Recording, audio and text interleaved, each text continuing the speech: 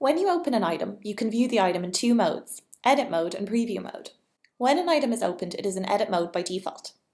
In the top right-hand corner, you will see the edit and preview tabs, and the tab you are currently inside will always be grey.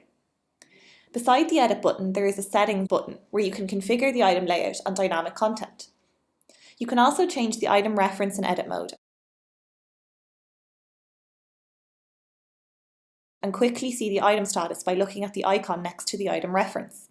This icon is green, so we know the item is published. An orange icon is unpublished and a grey icon is archived. Beside each question, you have the option to edit it, or you have the option to delete it. The blue plus button allows you to add a new question or feature to the item, and the three vertical dot symbol allows you to search for an existing passage to add to the item. You can also move content around by clicking and dragging.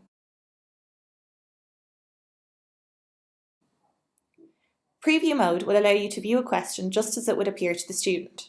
Here, you can also enter in a response to the question and check if it's correct, as well as how many points are awarded. This is useful if you want to look at how the item layout will appear to a student, or if you want to quickly test some questions on an item without opening up the question editor.